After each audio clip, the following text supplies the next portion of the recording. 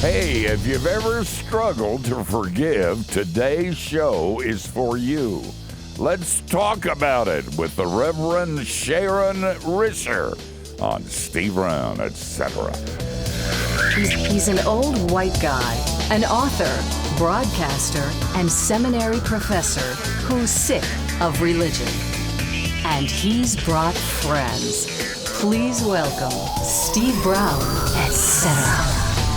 And we are so glad you're here. We've got a wonderful hour with a wonderful lady, and you don't want to miss any of this. I'm Steve, the aforementioned old white guy.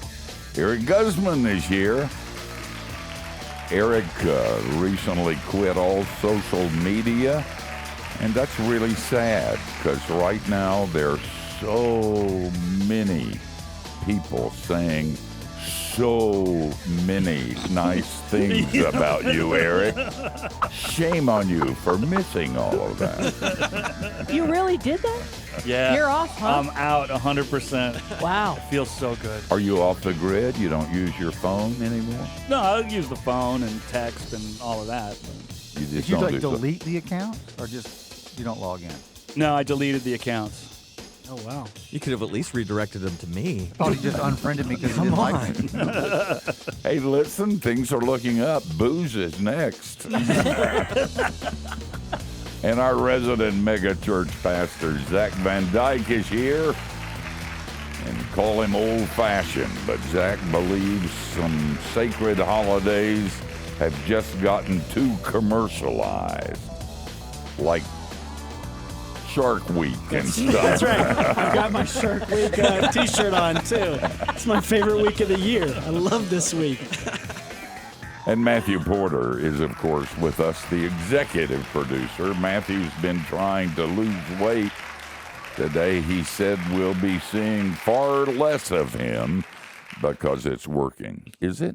No, actually, I just meant that I'm not going to be in the office tomorrow. We're going to Disney, so you won't be seeing me.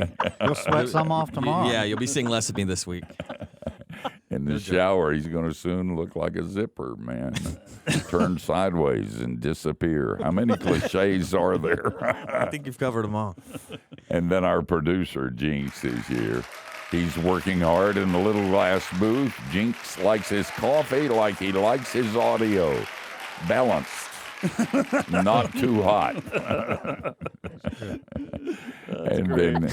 And then Kathy is the soft, feminine side of the program. Kathy's having her pool redone, but it's taking forever, and she's having trouble coping. Oh, Sorry, that's bad. she's having trouble with the coping. Oh, so bad, man. You write them next week, Kathy. So bad. You write them.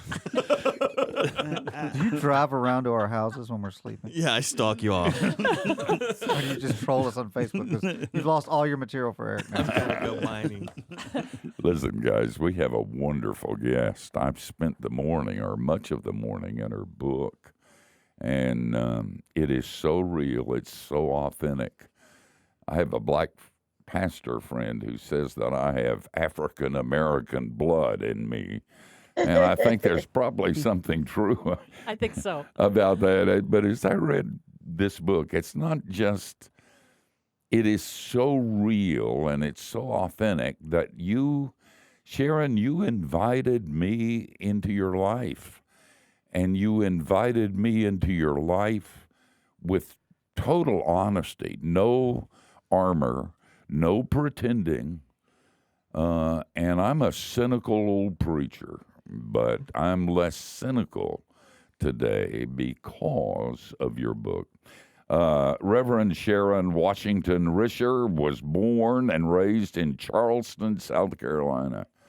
She earned a Master's of Divinity at Austin Presbyterian Theological Seminary and served as staff chaplain and trauma specialist at Parkland Hospital and as associate pastor for Congregational Congregational, sorry. The Congress so- does need I'm care. too Yeah, much- I'm she in- might need to. Listen, I've been spending too much time in politics. It's congregational care at Rice Chapel AME Church in Dallas, Texas.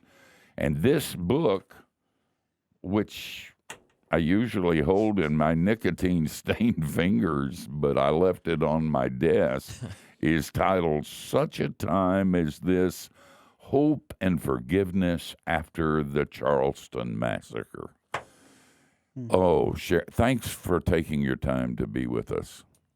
Well, I'm just glad for the opportunity to be able to talk with you and to talk a little bit about the book and whatever it is that you want to talk about. It's just really been a journey in the process of writing this book and bringing it all to fruition, and to have been able to hold this book in my hand and to read the reviews.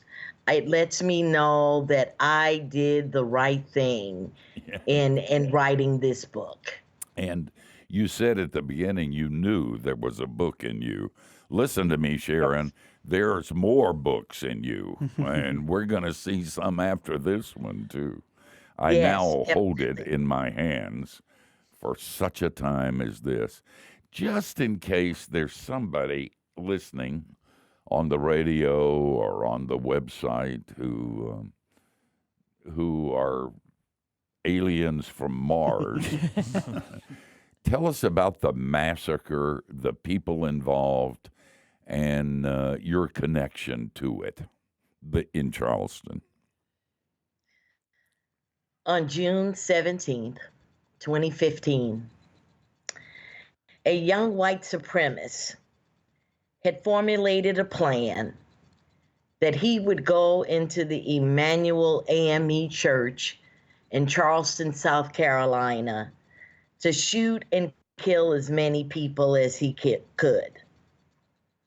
In the Bible study that night, my beloved mother, Mrs. Ethel Lance, my two cousins, Mrs. Susie Jackson and Tywanza Sanders, were at that Bible study along with others. They held that Bible study. They came out of the book of Mark, chapter 4, and studied the parable of the sower. He sat there and listened to that Bible study.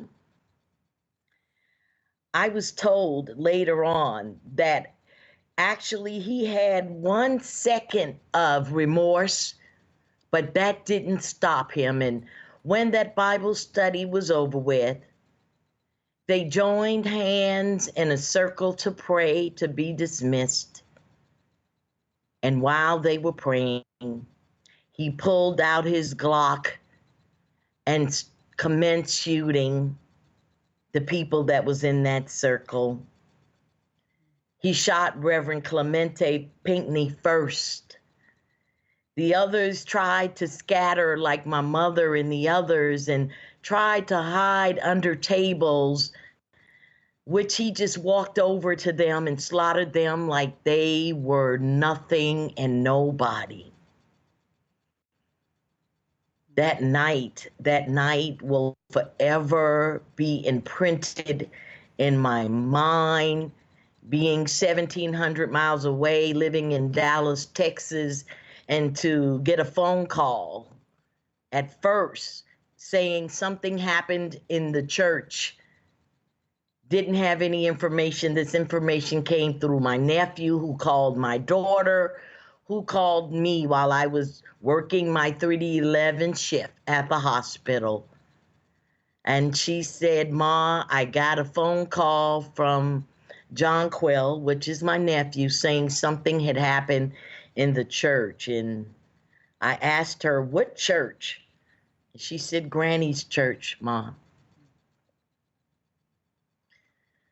I can't even tell you. Words can't even be put down about what my mind was going through, wishing that I was in Charleston. Yeah. You, I understand that at the man's trial, he showed no remorse. He didn't. He sat there like he was a mummy. Let me tell you, I don't even know how he had that much control over his body because he sat there stiff as a board. His head, you have a tendency of looking around at your environment just to kind of see who's there. He didn't do that at all. He just stayed eyes focused in the front of him and just sat there. Yeah. In your first testimony about this in church, you were honest, and you said, "I haven't come yet to the point of forgiveness." And you said, to the effect, "I know I've got to do that, but I just can't do it yet." Let me tell you something. Listening to you and reading your book, I can't either, and I'm not even close. I'm just angry, man. I don't know how you forgive something like that. I don't know how you let it go. But you're amazing, and we're going to find out what happened. We're going to find out how this lady was able to forgive the most horrific and horrible action you can possibly imagine. If you go anywhere, you're going to miss some really, really good radio. And it's going to be impressed on your mind. And you may even be able to forgive your husband. We're coming back. Don't go away.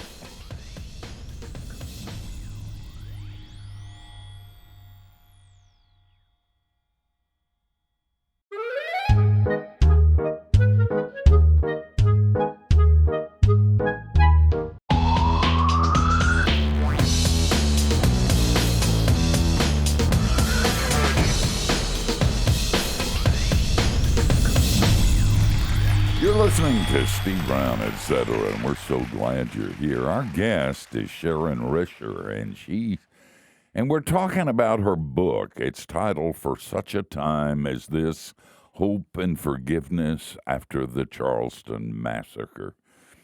If you've ever had trouble forgiving, you're gonna want to listen to this. Sharon, I hardly have the words to communicate after what you shared in the last segment. It's unimaginable to me, with all the issues involved and the context and all of it. That I know that your mom and your two cousins and childhood friend were brutally murdered in that church in Charleston. And after that event, I remember the arraignment. And I remember thinking as I watched on TV that I was watching a miracle. And I got the chills just thinking about it and saying that. Could you talk about what was said in the immediate aftermath of that event?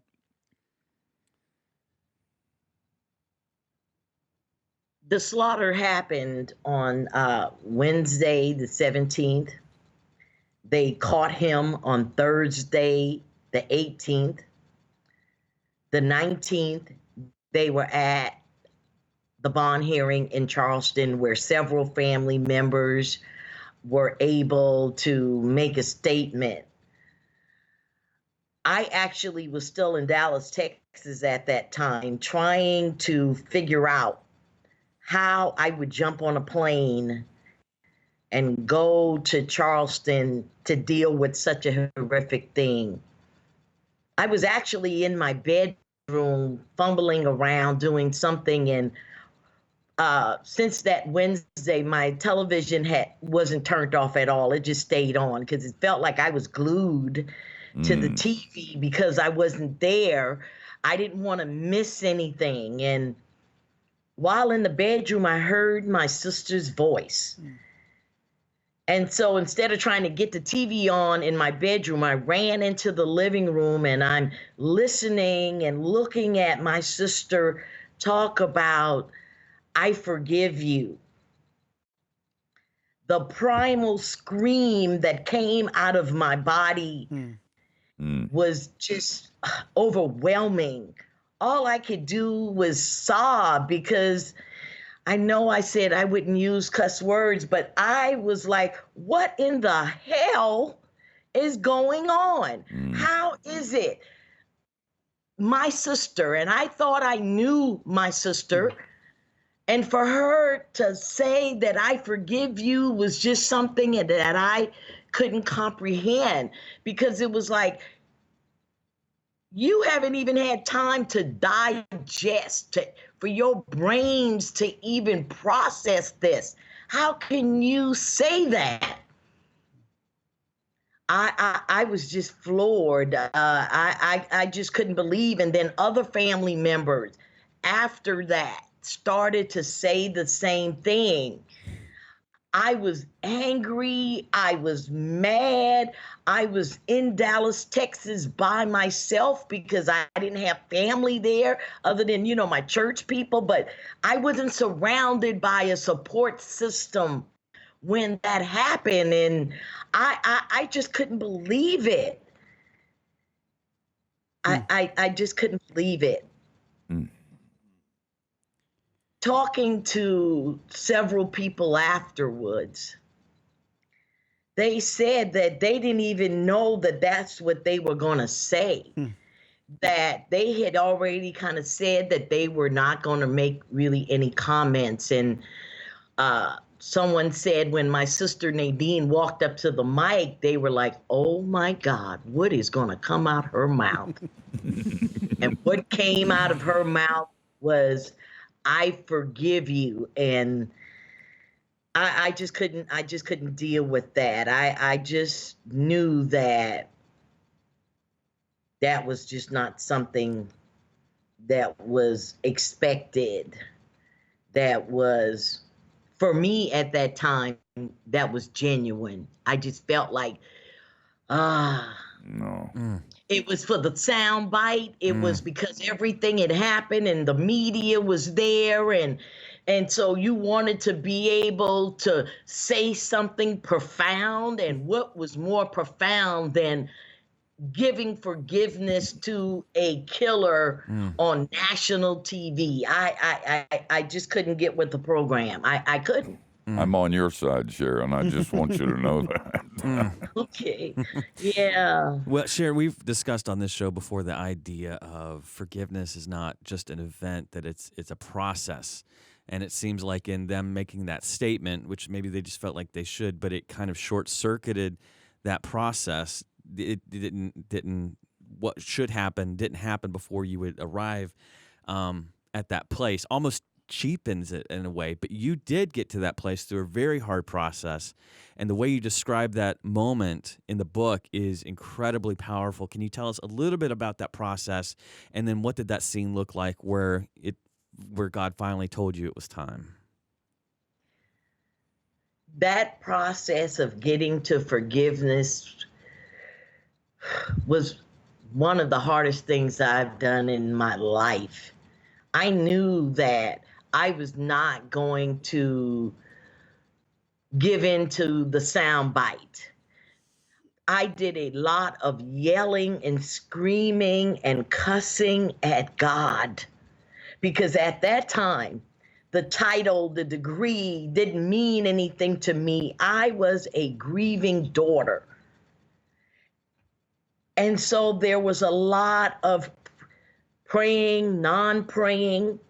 I lost about 40 pounds in that process because I couldn't eat, I couldn't sleep. I had to go to the doctor to get sleeping pills.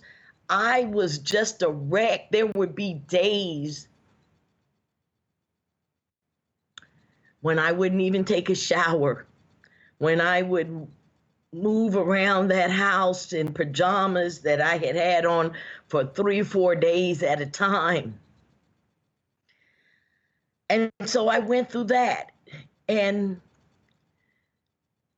October 1st, 2017, a good friend of mine that I went to seminary with was hosting a World Communion Sunday in Martinsville, Virginia. And preaching, I thought I was on a roll. The word of God is here today. And the word forgiveness just kind of came out my mouth. It was not part of my sermon. Sharon, and it was like, Sharon, hold it right there. I hate this, but we got to pay for it, so we're going to have to take a break. But put your finger in the middle of that sentence, because what you're saying is profound and important. We want to go back to that church when we come back, and I want to hear what happened and what Jesus did for you in the middle of a really hard time. Hey, don't go away. If you do, you're an idiot.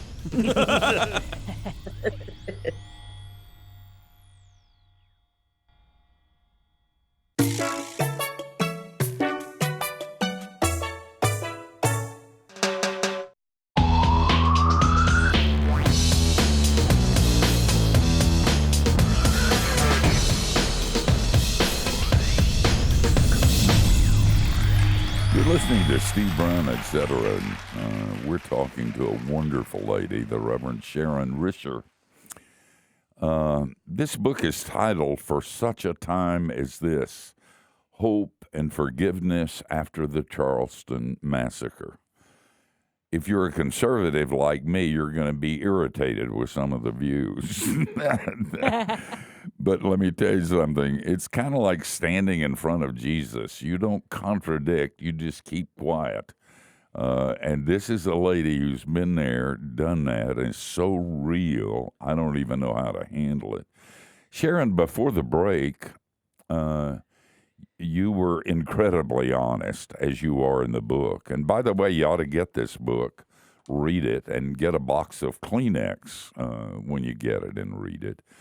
But Sharon, you were honest about your struggle. Forgiveness didn't come easy. You were doing the religious thing and even preaching a sermon, I think, in Virginia or someplace. yeah. Tell us, pick up the story there and tell us what happened. Okay, so I'm at a World Communion Interfaith service, and there were people from every denomination you can think about. I am a manuscript preacher, and I'm preaching,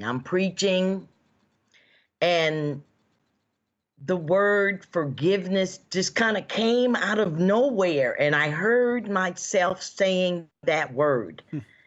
And at that moment, I swear it was like this warm feeling.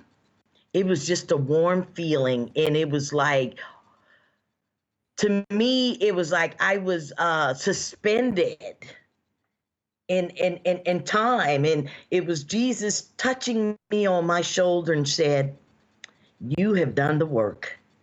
You have done what you can to get this in your heart and to understand how much I love you." How it's time to let all of that anger and rage that have propelled you, that anger and rage that have kept you burdened with this, because when you carry such anger and rage, it stops your living. And God wanted me to do something more than what I had been doing. And the word, "I forgive you, Dylan Roof," just tumbled out of my mouth. And then it felt like my body just kind of sagged like a balloon letting the air out. It was like, it just kind of went out. It was like, you're free now, Sharon. You don't have to worry about doubting my love for you. That same kind of love Dylan Roof, even him, he is available to receive that. And I knew then that I was not going to ever have to worry about whether the forgiveness was true and authentic, because it was. And from that point on, I was able to go on and say, I forgive him. And my daughter, my sister, another sister, looked at me like I was crazy. And they were like, Ma, you could say and do whatever it is you want to do, but that's not how I feel. I'm never going to be able to forgive him. And I'm like, I understand you. Yeah. Each individual have to do what they need to do. But from that point on, God said, don't you worry about all of this. Let me handle this. I need my child. I need you to be an example of how hard it is to walk this walk of Jesus, how hard it is to be authentic. And you have done the work. I'm freeing you. And I was free. Oh, man. Supernatural. A supernatural intervention of God in an amazing way. You know, sometimes things are so horrific that if God doesn't fix it, it won't get fixed. Yeah, and see, that's the thing I had to learn about my sister and all the people in Charleston. I believe that was a divine time, that God needed them to say that in order to keep everybody under control and not get crazy, because Charleston could have easily been at Baltimore or Ferguson, but God orchestrated them. He held them in his arms. This is what I need you to do, because it made God real to some people that never knew about God, but knew if these people in Charleston that had been through that horrific thing could stand up there and say that, then God must be real. And it took me time to realize that. Oh, man. You know something? That's the most powerful witness that you can have. You know, I can forgive somebody who lies about me. I can do that, in 2 or 3 years easily. But when it's big, man, Jesus gets the honor, and it's clear. Guys, we're going to talk about this more. Don't you dare go away.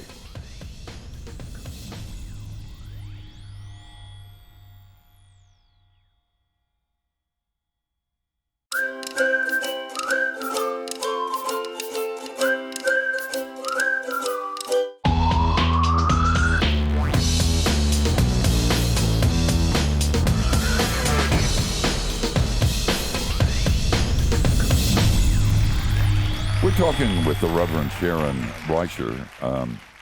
Her book is For Such a Time as This, Hope and Forgiveness After the Charleston Massacre.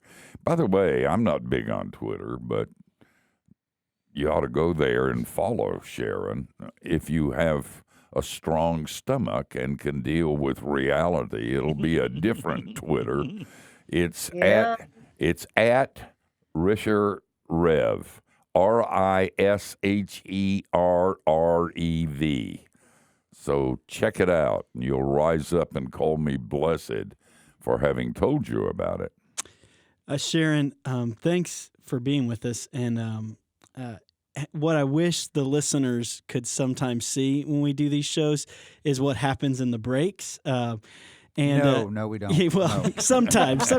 But one of the things that's just blowing me away, besides your story and the way and your authenticity, but there's been a lot of laughter in the breaks, and I'm just wondering, like, when did the laughter come back? When was it okay for you to laugh again?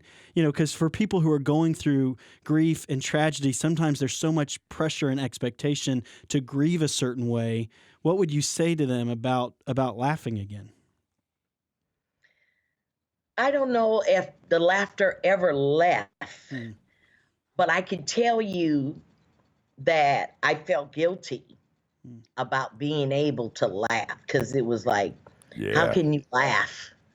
But laughter has always kind of been a part of my life, because it gives you that chance, I think, to kind of clear out some toxins.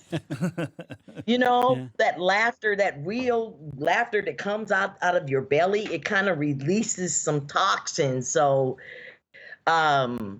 laughter has always been a good thing for me, because it brings you back to, it kind of brings you back to reality, I believe, that not everything has to be so serious, even in the midst of trauma and crisis, that it's just sometimes things you just gotta laugh because it's funny. Anne Lamott calls laughter carbonated holiness. Hey, man, I agree And wholeheartedly. listen, some people are really serious. Monkeys are serious, but that's because they got fleas. I just thought I would add a profound thought there that we needed to inject into this program.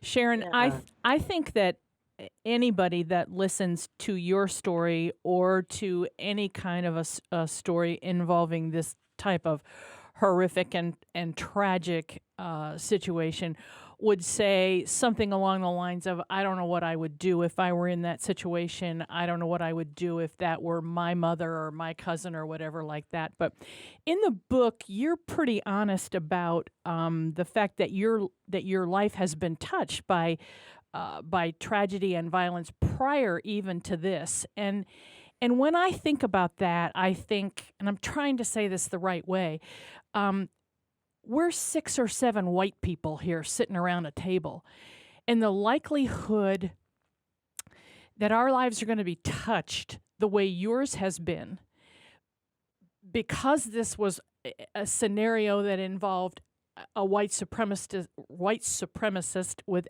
African American people, is probably slim to none for us. And I don't get how you don't get to a point where you say, again, why again? When is this gonna stop? Wow.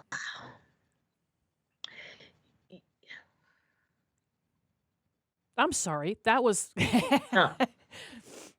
I mean, being Black in America, I mean, you kind of roll with the punches.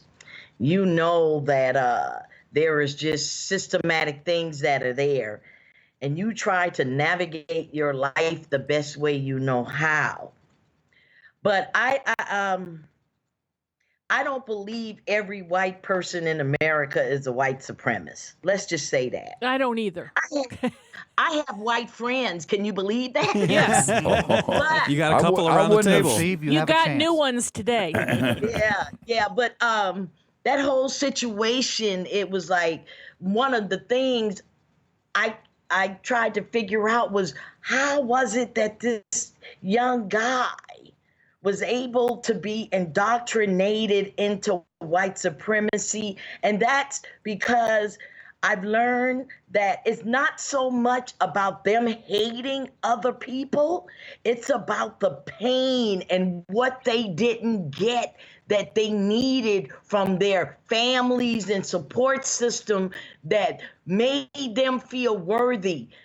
Most of these white supremacists don't feel worthy of anything, and they see Black people or people of color trying to flourish in a world that has tried to minimize who they really are, that they couldn't find their niche in life. They couldn't be productive. And the anger that they have comes from a place so deep inside them that they hadn't had somebody to really say to them, I love you regardless. of Oh, where sure. you came from and what you do. That's But incredibly that took- gracious. But that took some like everything. I go from not understanding to wanting to understand, because the bottom line is people need to feel worthy. They need to feel loved. And I looked at him, and after all of these years, I look now at all of these people with pity. I look at them with pity, because I would want them somehow, somewhere to find out that God loves them. And if they give themselves a chance, they'll find out that other people could love them too. Oh, man. Sharon, we're at the end of this broadcast, and I can't think of a better way to land this plane than with what you just said. Not only was your forgiveness a miracle, the experience and the reality to which you speak and just spoke, that's a miracle too. In fact, I don't believe there's any hope for our country except for the community that Sharon represents to bring this kind of witness. And we want to thank you for taking time out of a busy schedule to spend this time with us. Listen, can we check in again some other time? You sure can. You sure can. And we'll I would be very honored. and next time I promise we'll talk about guns, okay? I'm on my way to Washington, D.C. on Thursday for our Gun Sense University. We will be in Washington, and yeah, let's talk about guns. Let's talk about guns. Go around. You go, Sharon, and God bless you. We Thank you. rise up and call you blessed. Guys, we're going to back out for a minute, and then we're going to come back, and we're going to tell you who we're going to do it unto next week. I'm not sure who that will be, but it will be somebody famous and rich.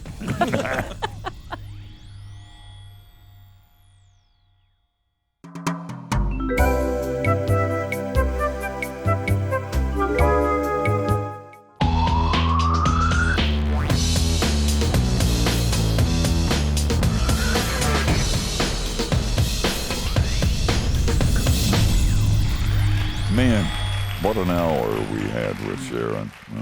Really profound. You know what I said to her, and I didn't say it well at the end of our time with her, but I really believe that.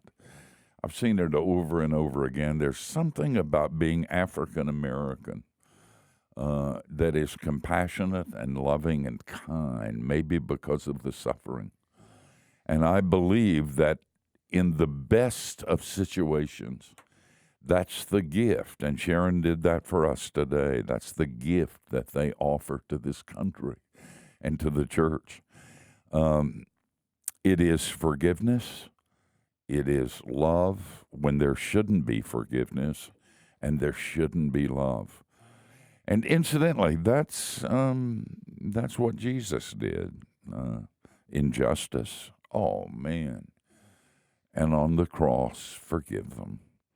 And I love my African American friends who are Christians because they walk a really, really hard way. And they know that the gift they have to give is the same gift that Jesus has given to us.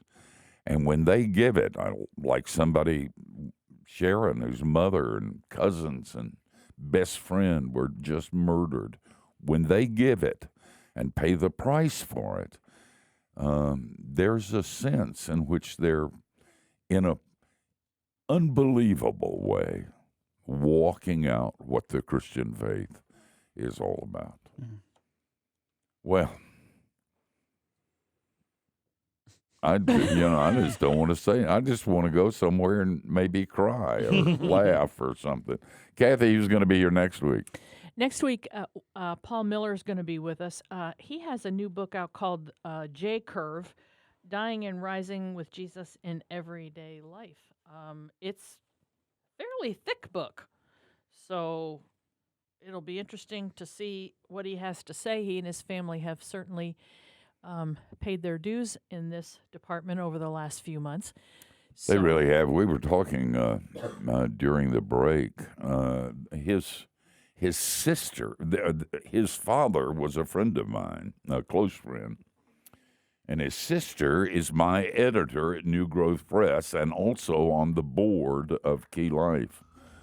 And Paul and his sister, Barbara, both lost their children in the space of just a few weeks. And we flew to Philadelphia. We were at the funeral for Barbara's son, and they are amazing. And I suspect Paul will have something to say about that. So you be here, same time, same place next week. And until then, don't do anything we wouldn't, and that gives you a wide, wide berth.